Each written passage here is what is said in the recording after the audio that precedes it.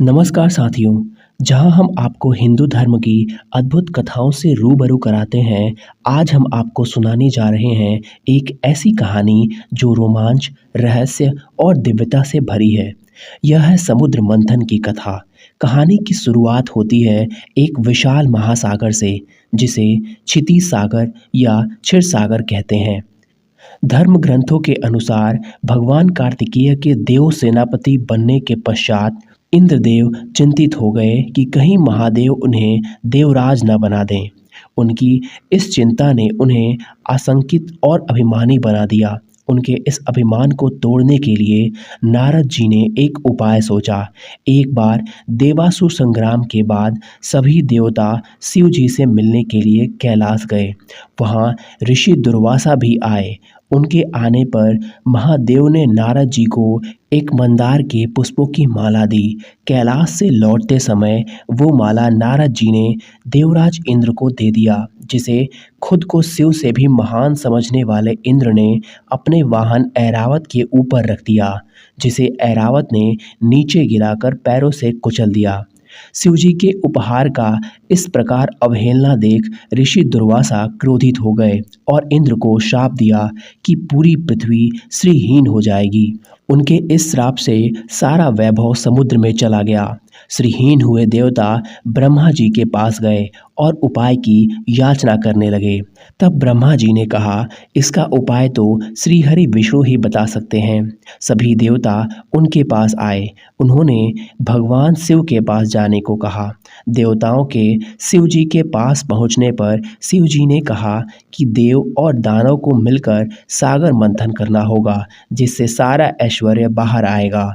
देवता और असुर दोनों ही अमरता प्राप्त करना चाहते थे और इसके लिए उन्हें चाहिए था अमृत। अमृत की प्राप्ति के लिए देवताओं और असुरों ने मिलकर क्षीर सागर के मंथन का निश्चय किया। मंथन के लिए मदरांचल पर्वत को मथनी और भगवान शिव के कंठ में विराजने वाले नागराज वासुकी को रस्सी के रूप में चुना गया। नाग को पर्वत के चारों ओर लपेटा गया। नागराज वासुकी के मुख से जहरीली हवा निकल रही थी, इसलिए नाग के फन की ओर असुर और पूंछ की ओर देवता खड़े हुए।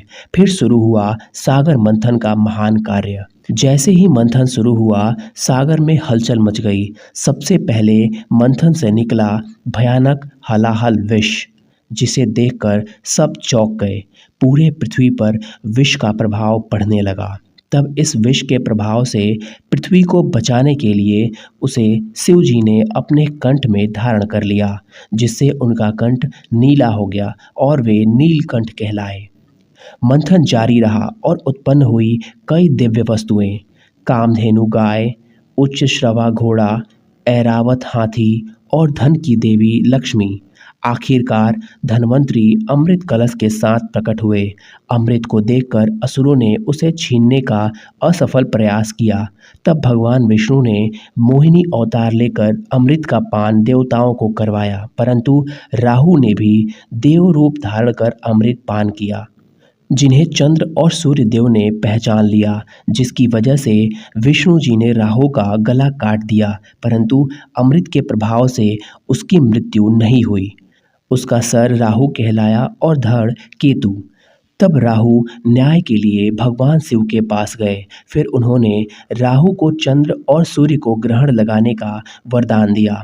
इधर अमृत पाकर देवता पुनः शक्तिशाली और अमर हो गए। तत्पश्चात असुरों से युद्ध कर उन पर विजय प्राप्त किया। अगर आपको यह कहानी पसंद आई हो तो हमारे चैनल को सब्सक्राइब करें, ताकि हमारी अगली आने वाली वीडियो आप मिस ना करें। साथियों, अगर आप हमारे प्राचीन ग्रंथों और पुराणों में लिखी इस बात का वैज्ञानिक तथ्य समझना चाहते हैं, ताकि आपके समक्ष कोई भी आपके संस्कृति का मजाक न बना पाए, तो वीडियो को पूरा देख कर जाइए। महाप्रलय के कारण पृथ्वी की संपदा जलसाई हो गई थी। अतः भगवान विष्णु ने कछुए का अवतार लेकर सागर मंथन के समय पृथ्वी की जलाशायी संपदा को निकलवाया था। वैज्ञानिक भी कहते हैं कि आइसिस के बाद सृष्टि का पुनर्निर्माण हुआ था। पौराणिक सागर मंथन की कथा अनुसार मद्रांचल पर्वत को सागर मंथन के लिए इस्तेमाल किया गया था। माउंट एवरेस्ट का ही भारतीय नाम सुमेरु पर्वत है और नेपाल में उसे सागर मत्था कहा जाता है। यह तो वैज्ञानिक तथ्य है कि सभी जीव जंतु और पदार्थ सागर से ही निकले हैं, अतः उसी घटना के साथ इस कथा का विश्लेषण करना चाहिए। अवतारवाद का मानना या ना मानना प्रत्येक हिंदू का निजी निर्णय है। कथाओं का संबंध किसी भौगोलिक, ऐतिहासिक घटना अथवा किसी आदर्श के व्याख्यीकरण हेतु भी हो सकता है।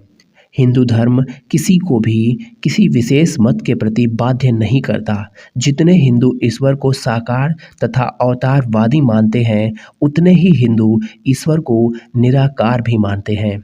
कई हिंदू अवतारवाद में आस्था नहीं रखते और अवतारी चरित्रों को महापुरुष ही मानते हैं। इस तथ्य से इनकार नहीं किया जा सकता कि अवतारी कथाओं में मानवता का इतिहास छुपा हुआ है। हाँ, कारण कुछ भी हो, निश्चित ही अवतारों की कथाओं में बहुत कुछ तथ्य छिपे हैं। अवश्य ही प्राचीन हिंदू संस्कृति अति विकसित थी तथा पौराणिक कथाएं इसका प्रमाण हैं। पौराणिक कथाओं का लेखन अतिशयोक्तिपूर्ण है, अतः साहित्यिक भाषा तथा यथार्थ का अंतर विचारणीय अवश्य है। साधारण मानवीय कृत्यों को महामानवीय बनाना और ईश्वरीय शक्तियों को जनहित में मानवीय रूप में प्रस्तुत करना हिंदू धर्म की विशेषता रही है। धन्यवाद।